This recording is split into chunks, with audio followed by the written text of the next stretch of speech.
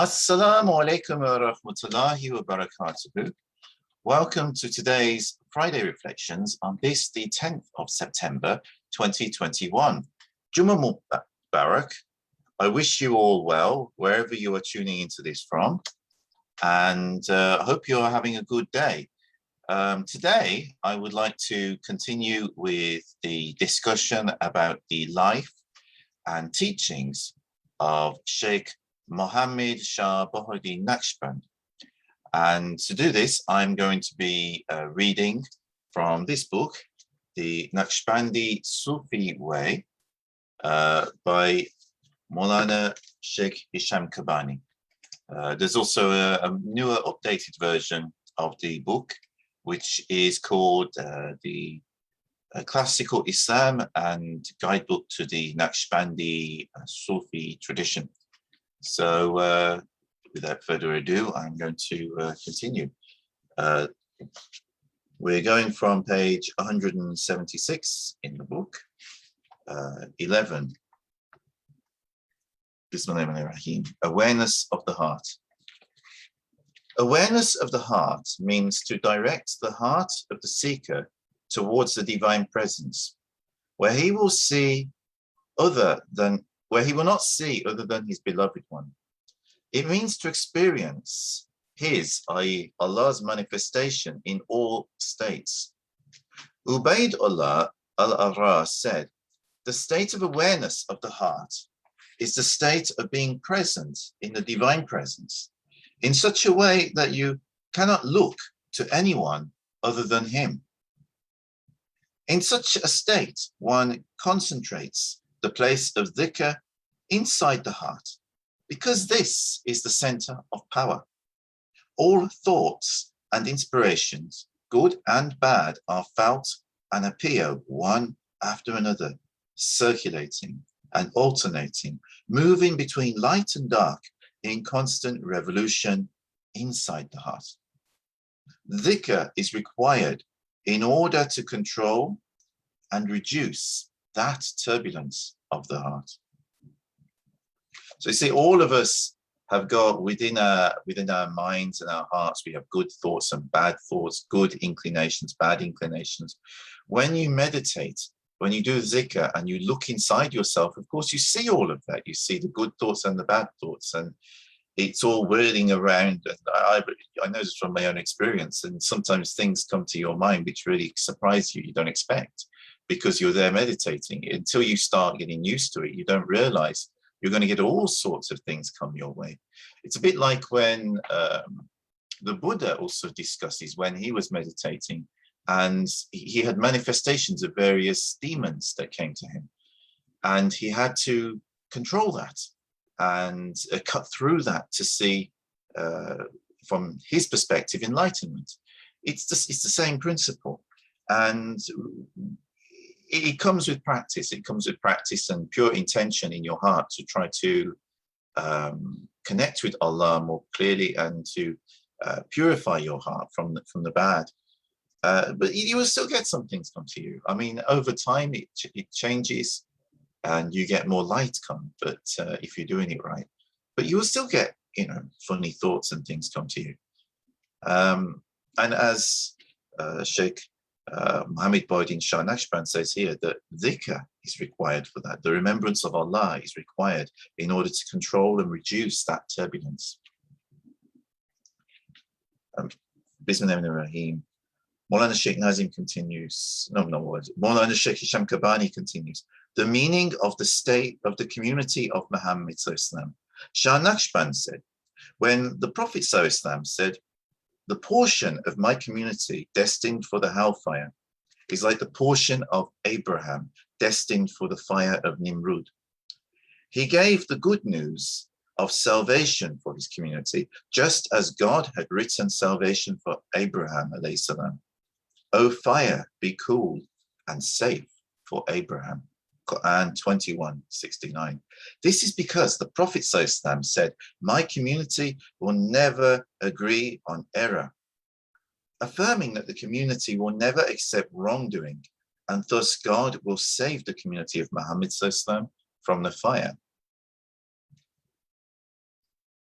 Sheikh Ahmed Furuki said that Shah Naqshband said, the community of Muhammad ﷺ includes whoever comes after the Prophet ﷺ. It is composed of three types. Ummat ud-Dawa, absolutely everyone who came after the Prophet ﷺ and simply heard his message. That the Prophet ﷺ came to all people without exception is clear from many verses in the Quran. Furthermore, his community is the moderating witness over all other communities.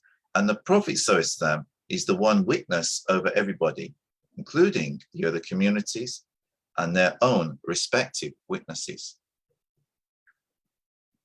Ummat ul-Ijaba, those who accepted the message, so those who embraced Islam. And three, Ummat ul-Mutaba, those who accepted the message and followed the footsteps of the Prophet Muhammad ﷺ.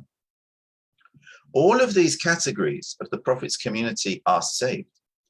If they are not saved by their deeds, then they are saved by the intercession of the Prophet Muhammad ﷺ, according to his saying, my intercession is for the sinners of my community. And this is a very, very important point. You see, there's three categories there. The first one is simply those who heard the message. Sheikh Muhammad Bahauddin Shah Naqshband said all of them will be saved, even those who just heard the message. So everybody who come after the Prophet Muhammad is in his ummah. You hear today a lot of Muslims, they say the Muslim ummah.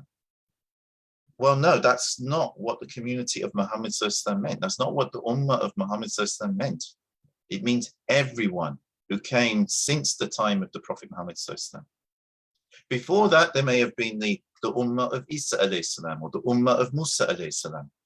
You know, but today, everyone in the world is in the ummah of the Prophet Muhammad, whether they are Muslims, Christians, Jews, whatever they believe, because they came after the Prophet Muhammad. And Allah, and before Allah, the Prophet Muhammad will intercede before his community.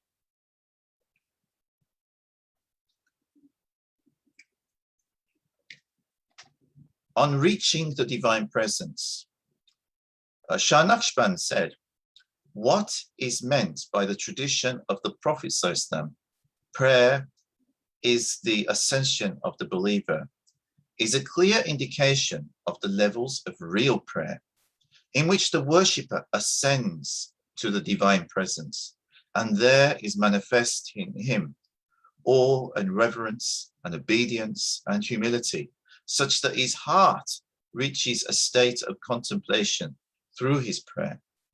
This will lead him to a vision of the divine secrets. That was the description of the Holy Prophet's prayer in the biographies. It is said that when the Prophet would reach that state, even the people outside the city could hear, coming from his chest, a sound which resembled the humming of bees. Subhanallah. One of the scholars of Bukhara asked Shah Naqshband, how can a worshipper reach the divine presence in his prayer? He replied, by eating from the hard-earned sweat of your brow and by remembering God, Almighty and exalted, inside your prescribed prayer and outside your prescribed prayer, in every ablution, so every wash, and in every moment of your life. And what is that? That's what is dhikr of Allah. It could be dhikr through your normal salah, that's a form of dhikr. It could be a form of dhikr through reciting dhikr in a circle with other Muslims. Or it can be dhikr when you're at work and you're just remembering Allah. Every breath that you take in, you remember Allah. Every breath that you breathe out, you remember who. It's all dhikr. It could be when you're walking along and you see a beautiful bird and you go, subhanallah, that is dhikr. and remembering Allah at every moment in your life. This is how we start to ascend towards the divine presence through our prayers. It is, in other words, in modern terminology, we would say it is about developing God consciousness. And actually, God consciousness is a very good English translation of the word taqwa in Arabic. The whole thing about Islam is about developing taqwa. And Sufism is about tazkiyah and nafs, which is a special way focused on developing taqwa. And this is actually, in his own way, what Shah Naqshband is describing here. And if we develop taqwa, then whether we are reading a normal salah, we will feel things, we will see things during our salah. And if you're doing extra dhikr, extra salawats, extra meditations, more so. So, but it's a process. You don't, first time you embrace Islam, or the first time you start taking your religion seriously, you don't get these states when you're praying. That comes with time and with practice, with purifying your heart, because initially our hearts are encrusted with all sorts of dark thoughts and sins and all the things that we do which are wrong. Too much love of this dunya and worldly things. All of this is stopping us from being able to experience these states. But the more that we become more spiritual and seek the spiritual treasures rather than the worldly treasures, the more this side of our prayer opens for us, and we will experience things. On hidden polytheism, Shaykh Salah, his servant, reported, Shah Naqshband said one time to his followers, any connection of your heart with other than God is the greatest veil for the seeker. After which he recited this verse of poetry, the connection with other than God is the strongest veil, and to be done with it is the opening of attainment. What was I just mentioning? Subhanallah. Immediately after he recited this verse, it came to my heart that he was referring to the connection between faith and submission to the will of God. He looked at me and laughed and said, did you not hear what Hallaj said? I rejected the religion of God, and rejection is obligatory on me, even though that is hideous to Muslims. O Shaykh Salah, what came to your heart that the connection is with belief and Islam is not the important point. What is important is real faith. And real faith for the people of truth is to make the heart deny anything and everything other than God. That is what made Hallaj say, I denied your religion, and denial is obligatory on me, although that is hideous to Muslims. His heart wanted nothing except God. Hallaj, of course, was not denying his faith in Islam, but was emphasizing the attachment of his heart to God alone. If Hallaj was not accepting anything except God, how could one say that he was actually denying the religion of God?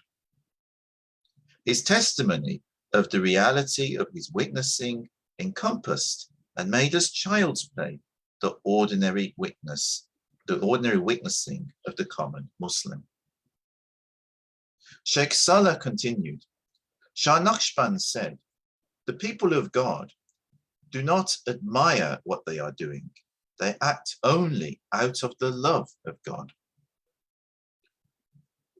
Rabia al-Adawiyya said, O God, I do not worship seeking the reward of your paradise, nor fearing your punishment, but I worship you for your love alone. If your worship is to save yourself or to gain some reward for yourself, it is a hidden polytheism, because you have associated something with God other as either the reward or the punishment. And this is what halaj meant. Shaykh Aslan ad-Damashqi said, as Shah Naqshband reported, O God, your religion is nothing but hidden polytheism, and to disbelieve in it is obligatory on every true servant. The people of religion do not worship you, but are only worshipping to attain paradise or to escape from hellfires. They worship these two as idols, and that is the worst idolatry. You have said, whoever disbelieves in idols and believes in God has grasped a firm handhold. That's in the Quran 2:256. To disbelieve in those idols and to believe in you is obligatory on the people of truth. Shaykh Abul Hassan Ash-Shadili, one of the greatest Sufi shaykhs, was asked by his shaykh, "O my son, with what are you going to meet your Lord?" He said, "I am coming to him with my poverty." His shaykh replied, "O my son, do not ever repeat this again. This is the biggest idol, because you are still coming to him with something. Free yourself of everything and then come to him." The people of laws and external knowledge hold fast to their deeds, and on that basis they establish the concept of reward and punishment. If they are good, they find good, and if they are bad, they find bad. What benefits the servant is his deeds, and what harms him is his deeds.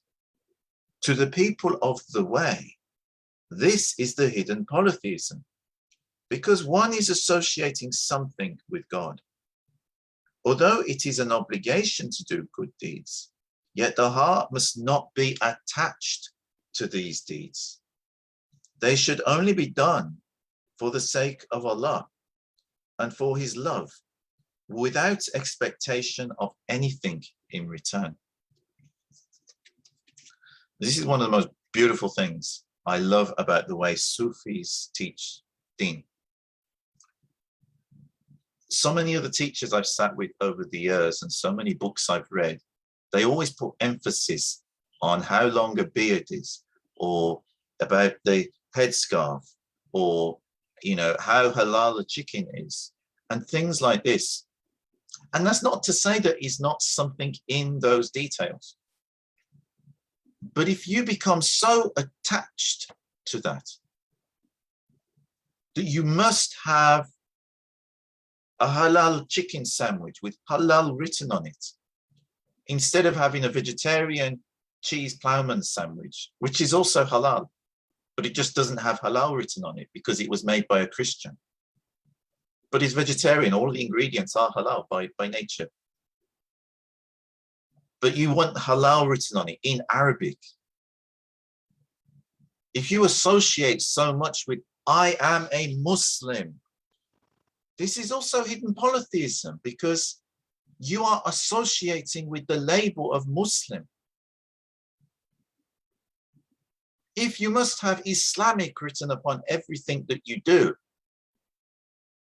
and you think a charity is only Islamic if it says this is Islamic charity to do good, whereas another charity that's run by a mixture of people, some of whom are Christians and Jews and Buddhists, doing exactly the same work, let's say feeding hungry people, feeding the homeless, but it's a mixture of people. And you think, oh, I don't know about that. I'm going to help the one that says Islamic just because it's got Islamic in there. All of this is a kind of hidden polytheism. I'm not saying that's a bad charity, and I'm not saying don't help it. But the point is, if you've got it so ingrained with the labels, attachment to the labels, instead of just someone comes to you and says, I'm feeling hungry, is there any chance? And you say, not because you're trying to escape from hell or trying to get rewarded from Allah, and say, come with me, come to the shop, I'll buy you a sandwich. You're not expecting anything in return. You just do it for the sake of Allah and just to help that person. That is haqq. That is the truth. That is the way of Islam. That's the way the Prophet Muhammad taught it. But if you are doing it because you want to escape from hell and go to paradise or have a big mansion in paradise, you're not doing it to please Allah. Wallahi, how are you doing that to please Allah? You're doing it because you want a big mansion in paradise. You are doing it because you know you've sinned, and you're doing things now because you don't want to get burned. So, this is what Shah Naqshband is saying. All of that, if you're doing that, basically, how are you better than the mushrikeen? You also have your idols. If you're chasing money and you love it, this is also idolatry. If you're just working, that's not to say you can work hard and earn. You can even become a millionaire or a billionaire if you are not attached to it. If it didn't matter to you tomorrow that you lost that, then it's halal for you. But if it bothers you that, someone, let's say you're doing some business and someone managed to get £5 out of you. You got loads of money, but someone managed to get £5, and that really bothers you too much. Instead of just forgiving them and not worrying about it, you're too attached to it. It's the attachment which is what is stopping us from spiritually progressing. And that attachment is hidden polytheism. Tawheed is to just believe that there's Allah and everything is from Allah and everything is connected. That really, wherever you look is the face of Allah. This is Tawheed.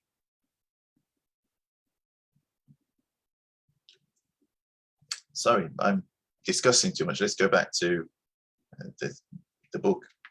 On the Naqshbandi way, Shah Naqshband said, "Our way is very rare and very precious. It is the firm handhold, the way of keeping firm and steadfast in the footsteps of the Prophet ﷺ and of his companions. They brought me to this way from the door of favors, because at its beginning and at its end, I witnessed nothing but the favors of God. In this way, great doors of heavenly knowledge will be open to the seeker who follows in the footsteps of the Prophet ﷺ. To follow the Sunnah of the Prophet ﷺ is the most important means by which the door will be open to you. Whoever is not coming to our way, his religion is in danger." He was asked, "How does someone come to your way?" He replied, "By following the Sunnah of the Prophet ﷺ. We have carried in this way humiliation, and in return Allah has blessed us with his honor." Some people said about him that he was sometimes arrogant. He said, "We are proud because of him, because of Allah, because he is our Lord, giving us his support." He said, "To reach the secrets of oneness, it is sometimes possible, but to reach the secrets of spiritual knowledge is extremely difficult."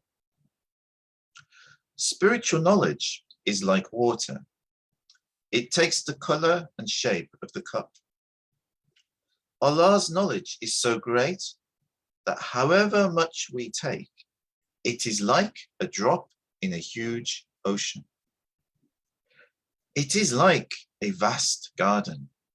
However much we have cut, it is as if we have cut but one flower. It's a beautiful expansion on the concept of if all the oceans were ink and all the trees were pens, they would be exhausted before we had even written anything about Allah's oceans of knowledge. his attitude towards food. Shah Naqshband was, may God sanctify his soul, in the highest states of the denial of desire for this world. He followed the way of piety, especially in the act of eating. He took all kinds of precautions in regard to his food. He would only eat from the barley he had grown himself. He would harvest it, grind it, make the dough, knead it, and bake it himself. All the scholars and seekers of his time made their way to his house in order to eat from his table and to partake of the blessings of his food. He reached such a perfection of austerity that in winter he only put old and worn carpets on the floor of his house, which gave no protection from the bitter cold. In summer, he put very thin woven mats on the ground. He loved the poor and the needy. He urged his followers to earn money through lawful means, that is, by the sweat of their brows. He urged them to spend that money on the poor. He cooked for the poor and invited them to his table. He served them with his own hands and urged them to remain always in the presence of God, Almighty and exalted. If they put a bite of food in their mouth in a heedless way, he would inform them through his state of vision what they had done and urge them to keep remembrance of God while eating. He taught that one of the most important doors to the presence of God is to eat with awareness. The food gives the body strength, and to eat with consciousness gives the body purity. So when you're eating, don't just like stuff it all in your mouth, you know. It's eat it, taste it, and thank Allah for every bite of that food. Appreciate it. Appreciate the gift that Allah is giving you. You can make every action in your life in this way a form of worship and a form of getting closer to the divine presence. Once he was invited to a city by the name of Gaziud, where one of his followers had prepared a dinner for him. When they sat for dinner, he did not eat. His host was surprised.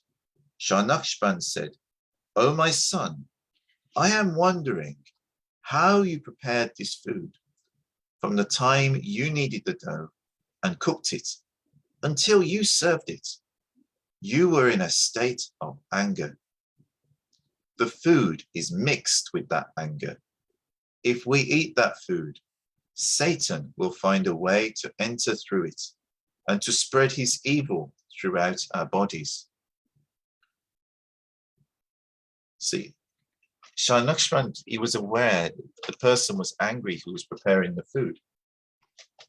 And I mean, this is the depth of understanding he had. He understood that consciousness affects what you come into contact with. So something of that anger, that consciousness in that anger passes into the food and into the person who eats the food.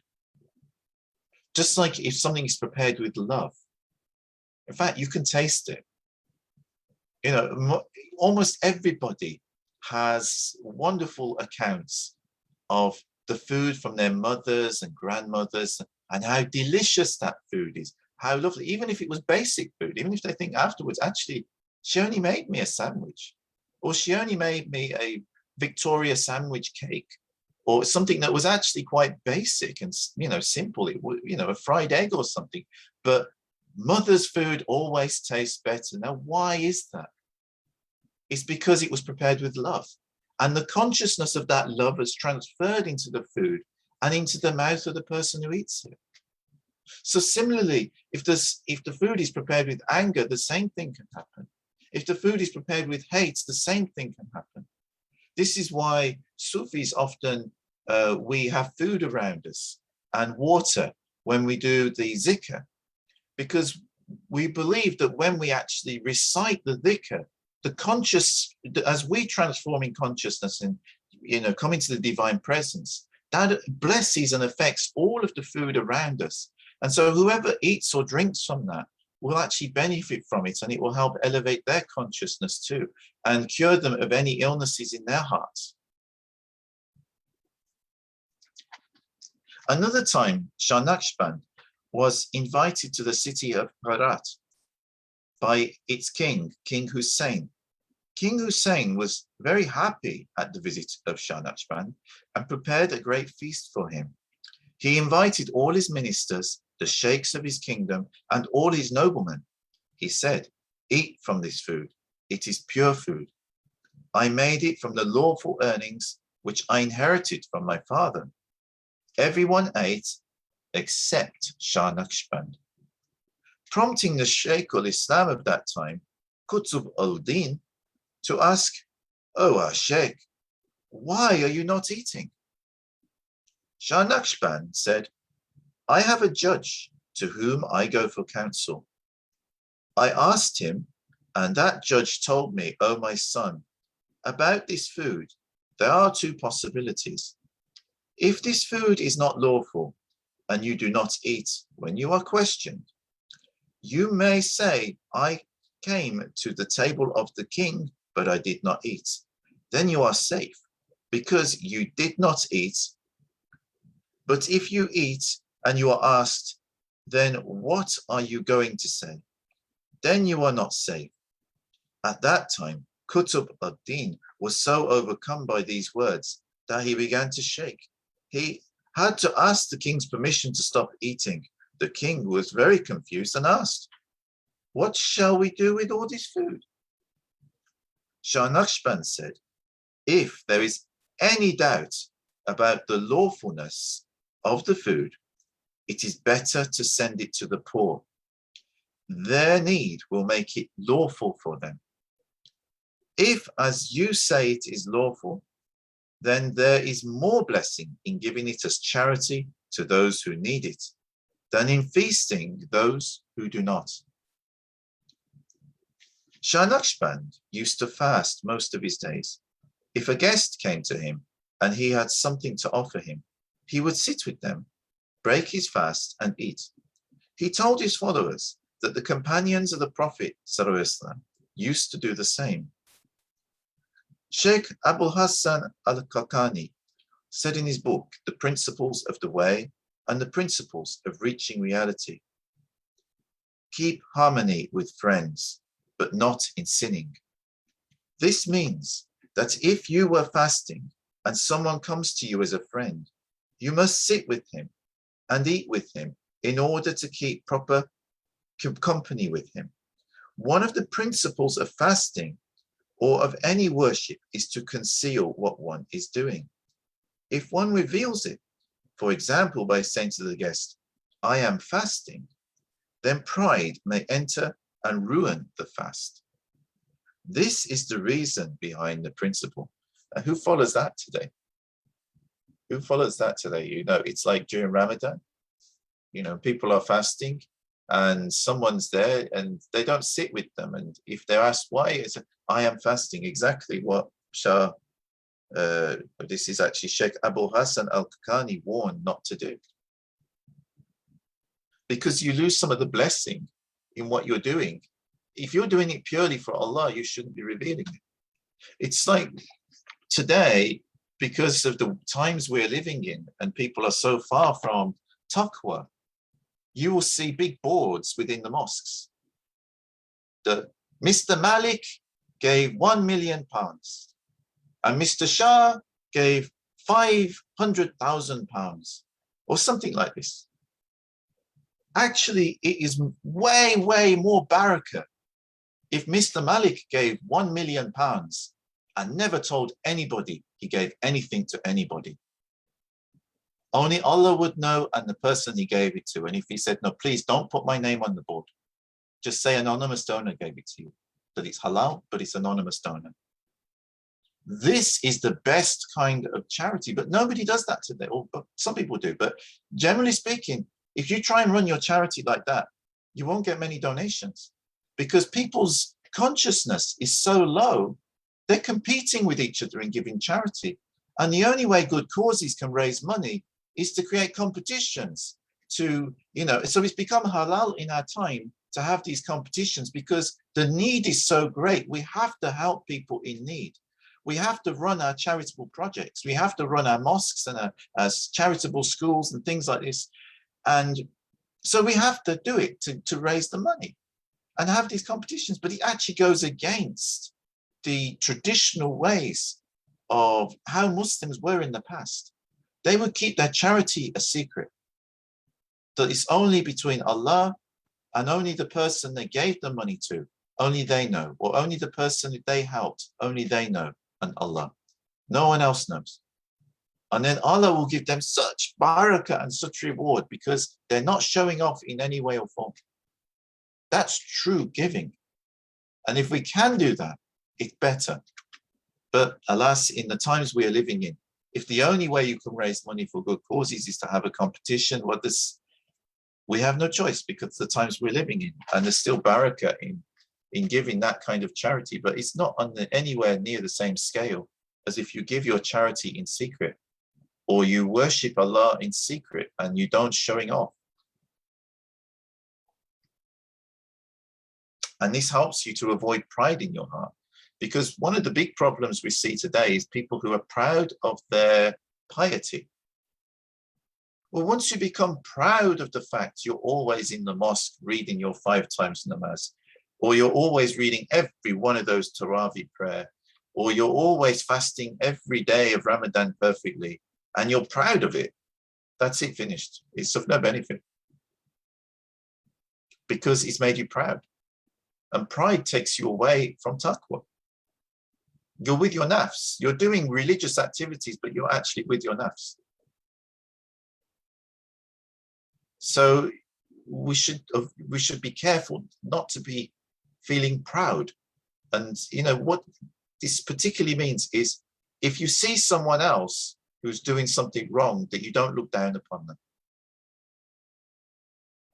If you're doing more namaz and you're doing more zikr, or you're doing more fasting, or whatever you're doing, that's fine. But as long as you're not looking down upon anybody. If you look down and think, mashallah, I did all the Tarawihs, and then I went home and I read 10,000 salawat, and mashallah, look how holy I am. No, you're not. You're not holy. You're not holy at all.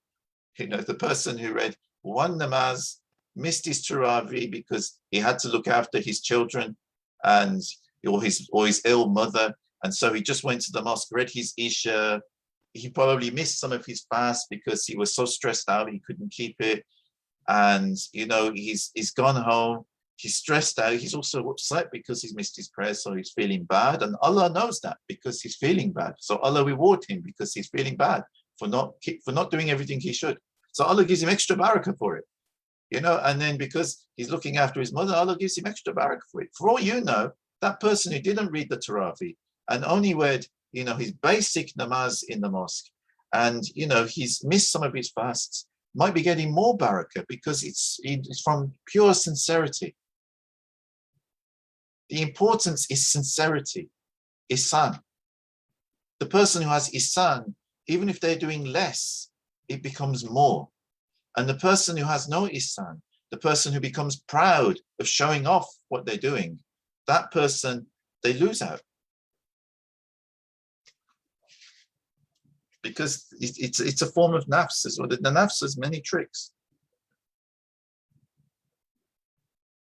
Even if you doubt this, there is accounts about Iblis, the original devil, that he used to be among the angels, that apparently there's not a spot on the face of this earth that Iblis didn't pray. That he was actually very religious before Adam was created. And it was because of this proud, and then Adam comes along and he says, who's he? Who's he? Allah, I sit with your angels after I prayed all over the world. I prayed every spot. Allah, how can you create Adam? Seriously. I mean, you're saying I should bow to him? You see, this is the nature of Iblis. And this is the nature of our nafs. So we have to be very, very careful of this.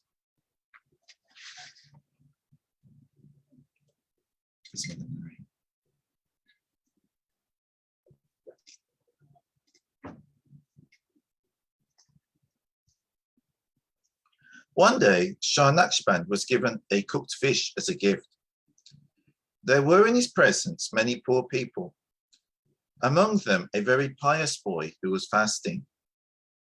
Shah Naqshband gave the fish to the poor and told them, "Sit and eat." And he told the boy who was fasting, "Sit and eat." The boy refused. He told him again, "Break your fast and eat." But he refused. He asked him, "What if I give you one of my days of Ramadan? Will you sit and eat?" Again, he refused. He told him, "What if I give you my whole Ramadan?" Still, he refused. He said, "Bayazid al-Bistami was once burdened with a person similar to you." After that, the boy was seen running after the worldly life, never fasting and never worshipping. The incident to which Shah Naqshband was referring occurred one day when Sheikh Abu Turab al-Naqshbandi visited Bayazid al-Bistami. His servant offered him food. Abu Turab said to his servant, "Come and sit with me and eat." The servant said, "No, I am fasting." He said, "Eat, and God will give you the reward of fasting for 1 year." He refused. He said, "Come and eat.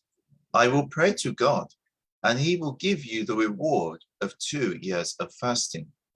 Then Sheikh Bayazid said, "Leave him. He has been dropped from God's care." Later, his life degenerated and he became a thief. So you see, again, this is attachment. You know what Shah Naqshband was discussing earlier. The person is attached to his action of fasting. So attached to it, he must do it that way because that's the way he's been taught. And that's the way he feels very strongly it must be done, even if there's allowance for him to break his fast.